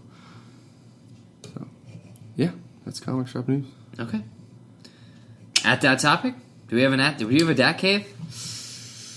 You said you had something, you couldn't think of it. But I couldn't think of it, yeah. I had a good one, but I don't remember what it is. You got one? We gotta think of something. We gotta end the show on a note where it's like, yeah, we gotta end it on a good note. We gotta end it on a note. Carly? Oh, we were going to talk about our rankings. Oh, that's fine. So no Dat Cave, but we do have rankings. So yeah. All right. So then we are less than a month away from Endgame. This will probably be the last time before that comes out. This will definitely be the last time. In between this and Endgame, you're going to Celebration, so we'll have Celebration. I'm going to get you all the Star Wars news. Yeah. So by the time Endgame comes out, we'll have that Episode 9 trailer. And title. Yeah, Episode 9 trailer and title. And we'll have your review for Endgame. So John and I thought that, or John had the idea that we should go through our MCU definitive ranking lists and see where both of us stand going into Endgame. I don't know if we're going to be able to come up with one cohesive list between the two of us. You know what I mean? Like make a definitive list. I think there's too few of us. The few of us. I think we need like a panel. We need like you, me, Cal, Carly, Kaylee, Connor. Not Michael. Sorry, Mike. Michael can. No, I'm just kidding, Michael. We need like a panel of people to like vote, like yay or nay, like where it sits, so that it's definitive. Do you know what I mean? Like a majority. We need like a whiteboard and like a couple cups of coffee. We need to do like a March Madness style MCU breakdown. Bracket. Yeah. Okay. So that might be a YouTube video coming out soon. But so I don't know if you agree with me, but I think the best way we should do this is start from the bottom and go to the top. Started from the bottom, now we're here. And I think for each movie, you just say one sentence about it. Oh, okay, I like this. And why it fits where it fits. This is a good, like, retrospective thing, too. Yeah. Going into the movie. And maybe this will make us a little bit weepy as we close the night out and pontificate on the next month of hype for Endgame. So, do you want to go first, or would you like me to go first? Why don't you go first? You go first. Your least favorite. So my least favorite... Let's not say least favorite. Bottom of the list. Bottom of the list. Because all of these are watchable movies. Yeah, I would watch like the worst of these movies over like a lot of other movies any day of the week. I think like the way I would describe it is there are some of these that I wouldn't pay to go see again in a theater, but that doesn't necessarily mean that I think it's a bad movie. Yeah. And we'll talk about some I don't think any of these are bad movies. I'm looking at them now. None of these are Venom. And none of these are X-Men Apocalypse, which is like, that's astounding because there's like what, 20, 21 of them? 22. Yeah. At this point, right? I think 22. Yeah. All right, so bottom of the list for me, Thor 2, The Dark World. I love the universe of Thor, and the best stuff in that movie is Asgard. Doesn't stay there long enough. It kind of like, it spends too much time on Earth, and the villain is just absolutely horrifyingly weak, like Malekith. Speaking of, doesn't get much to do, no real motivation, no great backstory. I'm gonna add an addendum here. I'm gonna add like a little point. I'm gonna add like my 20-point scale rating to each of these as I go. The 20-point scale. I knew that would wake her up. Carly, you gotta dive in on some of these conversations for that because guy. We're gonna get into arguments, I think. For that guy, I would give like a 6.5. I would put it at 6. I think it doesn't deserve that half point. If Kat Dennings wasn't in the movie, it would be a 6.5. God, Kat Dennings, Lordy, mighty hallelujah. Also, Natalie Portman, kind of phoning it in that movie. Oh, totally phoning it in. She could care less. Natalie Portman. One of the best parts of that movie, though, not like she's the best actor in the world. Is Dr. Selvig running around the Stonehenge butt naked. Yeah, that shit is hilarious. Yeah, no, he's great. Skarsgård is awesome in the movie. That's the thing is that like it's Where's he been? I don't know. I bet you he's in Endgame. He wasn't in Ragnarok. I bet you he's in Endgame. You think so? Yeah. Endgame's all the Thor characters are dead besides Thor and Valkyrie. Yeah. I bet they're going to pay off a lot of like minor characters, like Happy and all that stuff. Are they going to bring Liv Tyler back? No way. Speaking of which, moving on. How funny would that be if how awesome and funny would that be if Mark Ruffalo gets a scene with Edward Norton? Like they bring him back for like a 20-second cameo. And they like see each other through like a time vortex. What if they just and they go like this? What if Edward Norton hold up their hands and like move around? What if the trailers were misleading and Edward Norton just plays Bruce Banner for the whole movie? That'd be so weird. So weird. It won't happen because one is clearly better than the other. Oh yeah. All right, Thor: The Dark World is also my last one. Okay. I will just reiterate what you said. Not a fantastic film. There are some really good moments between Thor and Loki, which is the same thing that all three of those movies and the Avengers movies build on. But that is the most salvageable portion of it. There's this weird subplot with like his relationship with his mom, who like passes in that movie. I like all that stuff. It's good. It's good. I like the family dynamic is cool, but like you said, the villain is bad, and the final fight at like Oxford or something like that is weird. It's not good. Yeah, it's weird. It's the most sequel-y sequel of all these movies. It's like it feels so conventional when the rest of these movies feel like it's a little bit bit Men in special. Black 2, where it's it's like did this really need to happen? Not really. All right, so I'm next. I think I'm next actually. Oh, okay. Because you went first. But then you said Thor 2 was your last one too. Yeah. So okay, so then you go. Yeah. Go. Good? Yeah. Iron Man 3. So here's the deal. Iron Man 3 is a good Shane Black film, but it is not a good Marvel Cinematic Universe film, in my opinion, compared to the rest of the things that we get to talk about. I don't like that kid that's in it for a large portion of it. I don't like that Tony, as great as Robert Downey Jr. is, I don't like that Tony Stark spends 60% of the movie out of the Iron Man suit. The Mandarin thing is kind of funny, subverting expectations. But the worst part about it is that's not even the thing that I have a problem with. The problem that I have is with their real Mandarin villain. I rewatched this last year before Infinity War. Guy Pearce. There's some parts of that movie that are just like, you completely forget about them. Yeah. It is a forgetful movie. Like there's a whole subplot where like these people are exploding and they leave behind like Hiroshima like marks, and they're studying that to figure it out, and it turns out it's just like his power is he makes things explode. And it's radiation. Yeah, and then you have the whole thing with like the Iron Patriot and the president, and then at the end Shane Black destroys all the Iron Man suits, but then like magically by Age of Ultron he's got Iron Man suits again. So it's just like they retconned it anyway. Yeah. That's my piece with it. Are you doing ratings on yours as well, or no? I would also give Iron Man 3 a 6 out of 10. Okay. It's funny. I'm just like a smidge more positive than you. That's okay. So the ones that I'm really positive about, just me, I'm going to be really positive. Yeah, about. for sure. Yeah. My next one is Incredible Hulk. Oh, okay. So Edward Norton's Incredible Hulk. I give it a 6.5. There's not much I can say about it. It's fine. Edward Norton's good in the lead. There's some pretty interesting visuals, but overall, it's kind of like it doesn't fit with the universe. Like it's that one. It's like the odd stepchild. To be fair, the universe hadn't really begun. Yes. Then. There was the Tony Stark cameo at the very end, and that was like cool in the theater. But the rest of the movie doesn't really jive. I also really liked Tim Roth, right, as the villain. He's really cool as Abomination. And they bring him back. Yeah. Sorry, not Tim Roth. Eli Roth? No, you're right. Tim Roth is Abomination, and also William Hurt is a good actor. William Hurt is the one they bring back. Yes, yeah. I like William Hurt a lot. Yeah. He's awesome. Yeah. I would give Incredible Hulk a 6.5 as well. Same rating I gave for So, Incredible Hulk was my third from the bottom. Okay. So we're pretty close there. What's your third from the bottom? Iron Man 3. So we swapped those two. All right. Yeah, that's fair. I would also give Iron Man 3. So my bottom three, I'd all give like a 6.5. Somewhere in that about range. A 6 out of 10. Somewhere in that range. Cool. All right. So do you want me to go next on the next I'll go one? next if you Okay. want. Yeah, my that's fine. fourth from the bottom is Avengers Ultron. Okay. I would give Avengers Ultron a 6.5 out of 10 on the 20-point scale. They just try to do too much. It's a bummer, but Yeah, it doesn't really hold up very well. James Spader is cool the first couple times, but besides that, it's the Quicksilver stuff is pretty bad. Yeah. They tried to have Wanda have an accent, and they slowly just got rid of that for the rest of the movies. It was awesome. But I love that in Infinity War she just doesn't have it anymore. It's great. There's also some really cool stuff in that movie, like the Hulkbuster. Yes, fighting. Hulkbuster's awesome. The Hulk, I think, does really cool. What else is in it? I mean, you get the introduction of Vision, which is love important. Vision. Huge Vision.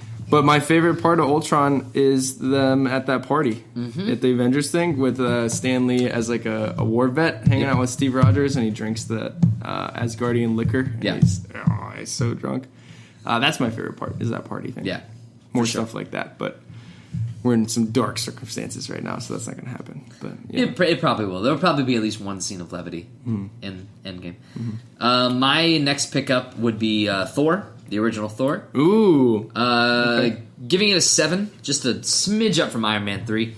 Well directed. I like Kenneth Branagh. I like his association with like Shakespearean literature and plays, and I really like the fact that Thor 1 is not where Ragnarok is in terms of like style, and it's kind of funny to like look at them side by side. I think Thor does a good job of doing like a very Shakespearean drama with levity, and then Ragnarok shows how you break that down. So Thor I liked a lot. The problems that it has is obviously like some visual stuff, some nerdy stuff, and also that Thor they don't really figure out his character yet. Like Thor they didn't figure out his character until like Avengers, maybe even Avengers 2. Like I don't think they figured him out until Ultron. Yeah. Yeah. So yeah, there's Thor. Okay. Next up for me would be Avengers 2. Okay. So then that's your fifth from the bottom is Avengers 2? Fifth from the bottom. Okay, my fifth from the bottom is Iron Man 2. Okay. Which after rewatching it with you guys over the holidays, it's not a horrible movie. It's still really, utterly watchable. Jon Favreau is still a fun director. Yeah. There's a lot of funny moments. It's still early on in the MCU when Tony Stark is just being a jackass the whole time. I like the buddy cop dynamic between him and Rhodey. I do. It's especially in the Don beginning. Cheadle's introduction, and he does a really good job filling in a void that a lot of people were worried about. The problem that I have really is with Mickey Rourke. Yes, bad villain. It's a bad villain. It's a bad villain. But Justin Hammer is really funny. So yeah, I would give Iron Man 2 a 6.5 out of 10. Okay. Iron Man 2 is my next one as well. Sick. So the only real anomaly so far is how low you have Thor compared to where I have it. So, and we'll talk about that. Yeah. So next up for me would be Ant-Man, the original Ant-Man. Fine movie. It's an ultimate what-if movie for me because I love Edgar Wright so much. I was so bummed when he left the project. But I like it. Paul Rudd's likable and charismatic. It's just a very, like... That safe Baskin-Robbins movie. joke is hilarious. Yes, it is very funny. It's a funny movie. It's just very safe. Like, the villain is very one-note, not very compelling. The story is very safe. There's no ramifications. Same thing with Ant-Man and the Wasp, but we'll get to that. But I like that movie. It's very, very good. It's not like anything more, you know? Mm-hmm. So it's an enjoyable... That is like in very much the vein of what Marvel movies used to be before the MCU existed. You know what I mean? Yes. Just like fun, campy Yep. hero stuff. So my 6 from the bottom is Doctor Strange. Okay. I would give Doctor Strange a 7 out of 10. It's also a movie that I still haven't finished, so I don't know if I can necessarily That's funny. credit this. Yeah. All right, we have a lot to go, so we should probably make this a little bit more brisk. Okay. Because we're already rearing up on an hour and a half of this show. Sweet. Ant-Man and the Wasp is my next one. After I should probably number these, right? Mm-hmm. I don't know. Fucking Ant-Man and the Wasp is my next one. I'd give it the same exact score as if I could give it a 7.2 instead of a 7, I would. It's like just a smidge better than Ant-Man 1. It's like the humor is better, the visuals are better. I liked Evangeline Lilly a lot more in the second one. She's great. She's also beautiful. The story is a little bit more like in depth and a little bit more heady, which I like too. But yeah, there it is for me. Okay. My next one after Doctor Strange is Captain Marvel. So this might be significantly lower than it is on your list, but I won't spend too much time because we literally just talked about this the last episode. It's just a couple things that I don't necessarily think were handled the right way, but it's not a bad movie necessarily. It's just I just think it could have been a little bit better. Yeah. So that would clock in at my 15 spot. That would be your 15 spot? I just numbered them, yeah. Oh, okay. Jeez. There's I'm ahead of you then. There's 21 movies, yeah. I'm ahead of you then. So you go Where again. are you at? I'm at 13. Oh, shit. Really? Yeah. Okay. My number 14 is Ant-Man. I Okay. won't spend too much time with that. My number 13 is Ant-Man and the Wasp. So they're right next to each other, but I like the sequel a little bit better. Okay. My number 13 is Doctor Strange. Mm-hmm. Love the aesthetic of the movie. Some things with the villain. I like Mads Mikkelsen a lot, but he was underutilized, obviously. Yep. I really like the cosmic stuff. Obviously, the Dormammu stuff is like the best thing in the entire movie. Mm-hmm. The way that they subvert your expectation with the way that the boss battle usually goes at the end. Mm-hmm. I also really like Benedict Cumberbatch. I have a soft spot for I just him like as an him better actor. in Infinity War. Overall. He gets so much better in Infinity War. Yeah, he's for like sure. the Hulk. He's better as a supporting character in Yes. the Avengers than he is Yes. in a standalone film. That's why I'm worried about them doing a sequel for Doctor Strange. We will see. Hopefully it can be more like a Ragnarok, where it's like Thor in Ragnarok is a lot more like a character I feel like can hold a standalone movie. Doctor Strange in Doctor Strange can't really. You need him to be a little bit more weird, a little bit more cosmic. Introduce some more weird stuff to it. I think it could work. All right. My 12 is Thor. 12. Thor. Okay. I just like that first one a lot more. That's high. It is high. I think it's really funny. I think it's a good script. It's just there's a lot of script. They made a character that I did not care about work really he well works, for sure. in a movie that they don't have him in a costume for more than half of it. They spend a lot of time really making him earn, what it is to be a hero and stuff like that. So I just have fond memories of when I went and first saw that, being kind of just blown away at how much I liked it. So maybe it's still nostalgic for me, but yeah, that's where I have Thor. Yeah. Number 12 would be Captain Marvel for me. Mm-hmm. Won't harp on this one as well because we just talked about it. Mm-hmm. I would give it an 8. Okay. 5 points higher than than Doctor Strange. I would give Captain Marvel a 7.5. Okay. My 11, this is where our friendship falls apart, is Captain America: The First Avenger. It does not crack my top 10. Okay. Outside looking in, I would give it an 8. It's a really fun movie. After rewatching it, I like it more the more that I see it. the first hour is some of the strongest stuff that you get in the Yes, MCU in I terms of agree. character building. I agree 100%. It's when they get into the montage that it's not as good. The montage is obviously the third weakest point act, of the movie. the montage in the third act, but like that first hour and a half is like so good. I would say With Stanley Tucci. yeah. Yeah. I'll just point this As out. like that German doctor. I'll say this now, like, so I don't harp on it when it gets to my pick, but I think the first half of Captain America is some of my favorite film ever made. Like, I think it's just perfect cinema. Like, it's emotional and action packed, and Chris Evans does a great job portraying this like Scrawny little underdog, and it's like it's so satisfying when he does have that moment where he comes out of the chamber and then he chases down the Hydra agent. Like, it's like that whole scene where he protects the kid, he's got the shield.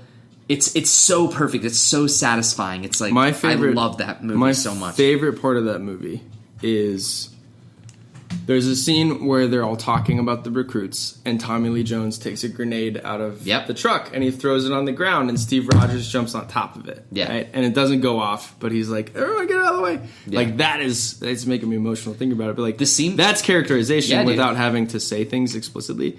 And I think Tommy Lee Jones is also really good in that movie, but we never talk about it because I'm not going to kiss you because it was so long ago. But he's funny. He's really funny. The whole scene, also Stanley Tucci. Like, don't forget about him. Oh, he's great. Yeah, yeah. The whole scene with those conversations are really good. The scene with them in the barracks where he's like, it's not about being like a strong soldier; it's about being a good man. And it's like that's his character for the rest of those movies. And it's such a sad. It's such an emotional scene. Especially because you know his fate, you know. The thing with the Marvel, like individual trilogies, is that's the only one that's good all the way through. Yeah, that's a good point. Like Iron Man is like I would have given you $100 that I thought Iron Man the 3 movies would be perfect, but it's not. That's the only one that all 3 of them have been stellar. I agree. So, kudos to both the Russo brothers, and then I think was it Joe Johnston? Joe Johnson is the director of the first one? For the first one, yeah. I think so. Something like that. All right. Number 11 for me, Black Panther. Give it an 8. This is where we're going to get into some shit. Yeah, for sure. It's a good movie. Yeah. Overhyped. Overcritically praised, in my opinion. I think also I have a case of high expectations for this one. Mm-hmm. It has the highest reviewed percentage of any Marvel movie, and it's also the only one of them to win Oscars in like more than just visual effects. I walked into that movie wanting to love it and thinking that it was going to be this piece of art, this like amazing piece of.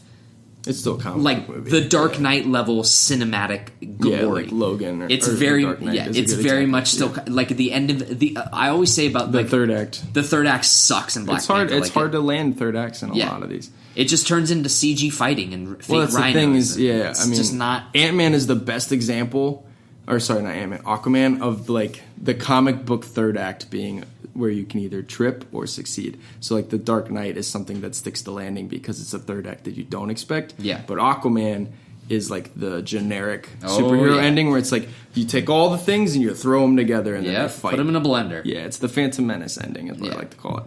So Black Panther was on its way to being like one of those movies where it breaks the threshold of comic book movie to being like a great film, and it just leveled out in my opinion. Like I just don't think that it received. I don't think it deserved the high critical acclaim that it did get.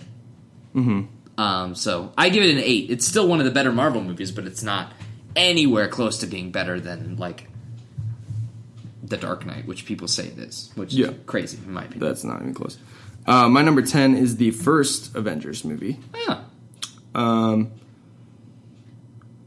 It's a cinematic achievement. It's fun. For sure. Yeah, it's a good movie.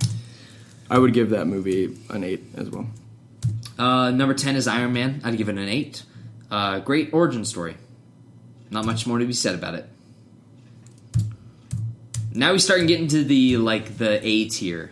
Yeah, these are the big ones. Yeah. What the hell just happened with my list? Okay. Number 9. My number 9 is Captain America: Civil War. Okay. I would give that movie an 8.5. I think it's a really good movie. It does a lot of stuff, and it does a lot of stuff better than a majority of the Avengers movies. Yeah. But it's still,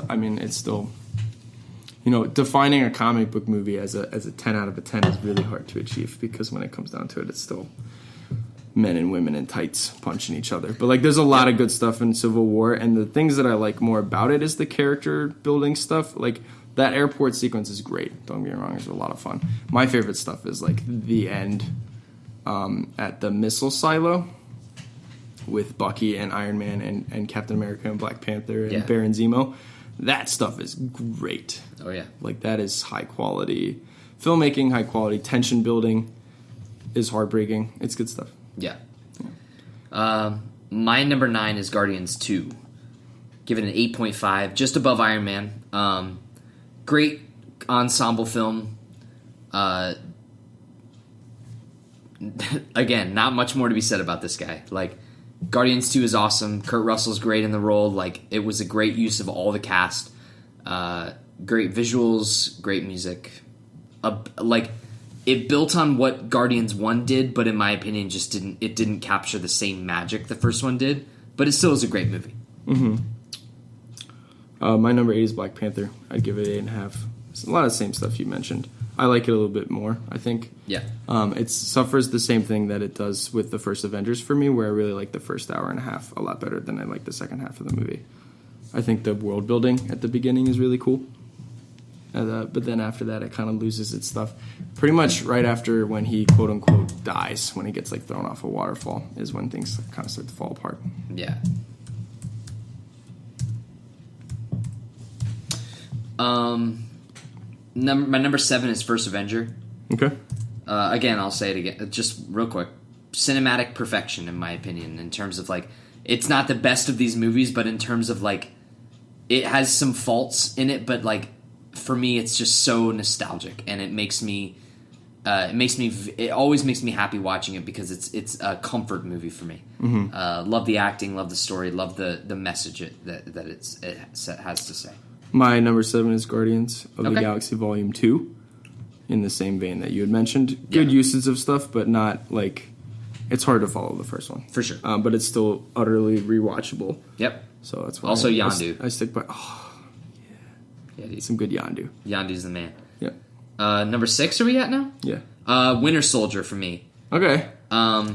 Ultimately, I got to give the up to Winter Soldier in terms of, like, if I'm looking at these movies objectively in terms of quality, Winter Soldier's just head over heels better than First Avenger in terms of, like, action, choreography, story, intrigue. Mm-hmm. It nails that Captain America character. I love, like, the historical aspects it puts on it. It has Robert Redford. It has Robert Redford. It does. It has Samuel L. Jackson in a real role. And the Samuel L. Jackson car chase murder, like, assassination attempt is, like, one of the coolest things ever. Yeah, it's a spy movie. It's a great spy thriller, yeah for sure. Yeah.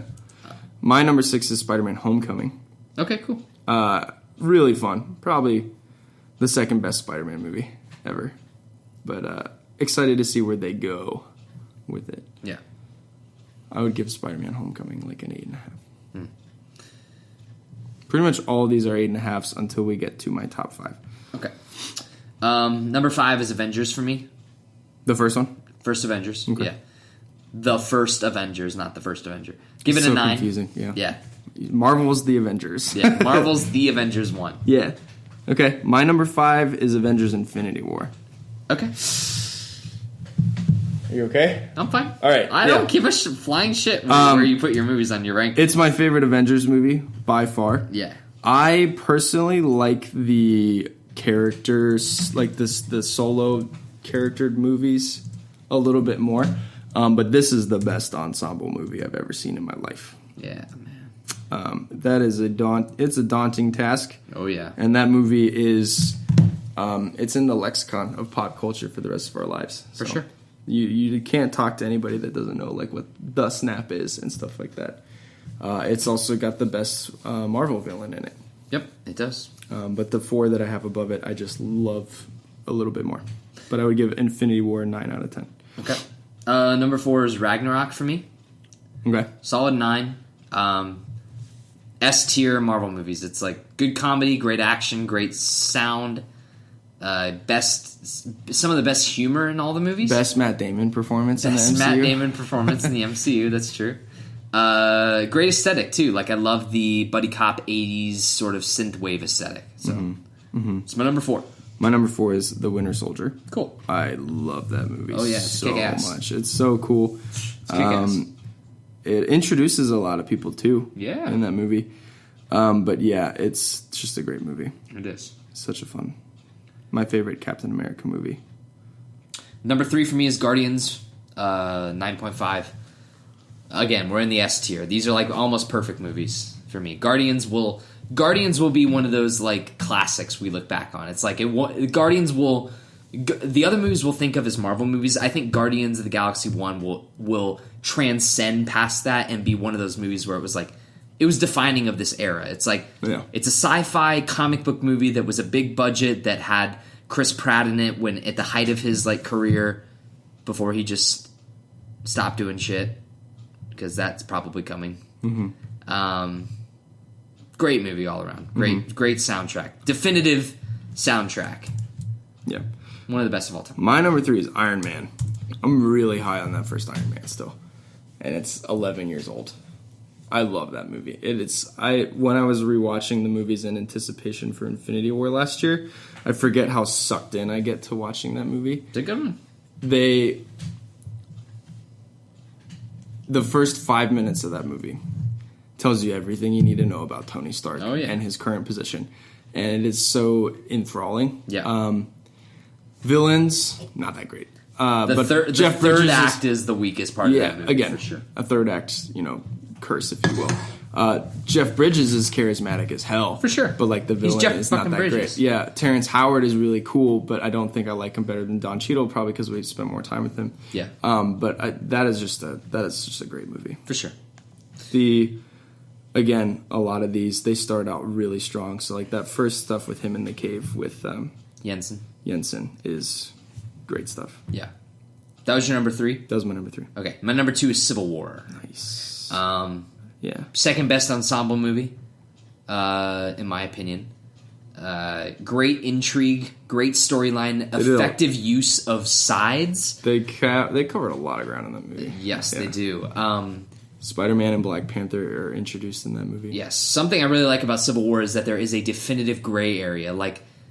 Not to shit on The Last Jedi, but The Last Jedi tries to make the Force as a gray area sort of thing, but it doesn't really stick the landing in that ideology, right? Yeah. Civil War definitely does, because you agree with people on both sides of the argument, and I found myself siding with both sides, which is fascinating, and it's a really, really fantastically made movie, and a great roundup for Captain America's trilogy, and a great stepping block into what will be my number 1. That's a good point. My number 2 is Ragnarok. Okay. That movie is awesome. It's kick-ass. It's rock and roll, man. It's so entertaining. It's funny. It's the comical choice, so it's definitely not the most emotionally weighted of any of the Marvel movies. It does have some good emotional stuff, though. It does. There's some, the Asgard is not a place, it's a people stuff I think is really cool. Valkyrie's backstory, is really cool. It's the best stuff. use of the Hulk in any of the movies, in my opinion. Ooh. I would love to hear what you think is the best use of the Hulk. I would probably say Avengers. Infinity War? No, the original. Really? That's the introduction of Bruce Banner, as we know him in the universe, besides Edward Norton. Him as That's the dude. That's my secret, Cap. I'm always angry. All that stuff with him on the helicarrier. It's not as fun as Ragnarok. I don't know. They turned up the goofy level on him. He's a little bit more comical, but in terms of wow Hulk moments, the best thing he does in Ragnarok is the fight with Thor, and then when he beats up the giant wolf. Mm-hmm. In Avengers 1, he has that awesome fight on the helicarrier. He's got the thing where he punches Thor. He's got the thing where he beats the shit out of Loki. He's got the thing where he turns... That's my secret, Cap. I'm always angry. Boom! Hits the giant thing and crashes it. I think Avengers Hulk is epic. I like Ragnarok Hulk. I like him in the hot tub. I like him... Thor like smoldering fire. Hulk like raging fire. I like Bruce Banner jumping out of the plane, thinking he's going to turn into the Hulk, and just hits the thing. Smacks the rainbow bridge. Great. So funny. It's good stuff. I lean towards these the use of comedy in the Marvel movies. So that's probably why my rankings are skewed as such. No. And we know what your number one is. Infinity War. I think it was a perfect movie. Mm-hmm. Did everything I wanted it to do and more. Great characters, great writing, great, excellent conclusion. It subverted your expectations. It's not the conclusion, though. I know, it's not a conclusion, but if you look at that movie as just its own movie, like, the conclusion of that it's the empire of this saga, right? Sure. It ended on a very bittersweet note and left you wanting more. Mm-hmm. And then my number one is Guardians. That movie will stand the test of time. I agree. It is pure magic, and it was something that none of us expected, and I love it so much. But that's it. So then we got Endgame, and we're going to throw that in there somewhere. Less than 1 month. We're going to figure out exactly where Endgame ranks on the chart. I think it will be... Oh, that's guessing where it's going to land. I think it will be on my list. I think it will be number 5. So I think it'll edge out Infinity War. And Infinity War will be 6, and Endgame will be 5. But I think my top 4 is pretty much stuck the way it is. Yeah. If Endgame, I'm a sucker for the final episodes, right? So it's like, the Return of the King is my favorite Lord of the Rings, even though most people seem to think that the Two Towers is the superior one. Do they do that? Really? That's weird. The Battle of Helm's Deep. Yeah, but Return of the King won like 11 awards. It did, but most people seem to think that like the middle chapters are always the best. It's like, I think that they're... Yeah, anyway. Okay. Either way, if Endgame can somehow deliver me a satisfactory conclusion to this saga and make it... If they can make a movie better than Infinity War, I'm going to be fucking shocked. But I'm all ready for it. Mm-hmm. So my hopeful is that it'll be like kind of tandem with Infinity War, maybe edge it out a little bit, but like... If I had to be like, I don't think it'll be as funny as Infinity War. That's something that'll be. I'm happy for that. They've gotten the funny out of the way. Get serious, get dark, get real. I want that. That's why they killed off all the funny characters except for Scott Lang. I think worst case scenario, it's a little bit worse than Ragnarok and a little bit better than the first Avengers. So like somewhere between 5 and 4 for me. That's worst case scenario. There's no way this movie's bad. Mm-hmm. It's too much writing on it. Divisive, but not bad. You think that'll be divisive? I think so. It's always divisive when you end something. Yeah. But that's it. We gotta get going. We've been going for a while. We got things to do, parties to attend to. We're gonna go to a club, a raging club in Cincinnati. They're batting down the door. Yeah. Carly's falling asleep. Yeah. Thank you for joining me, John. I will see you in a month at Gateway Film Center for Endgame. What up, Lucas?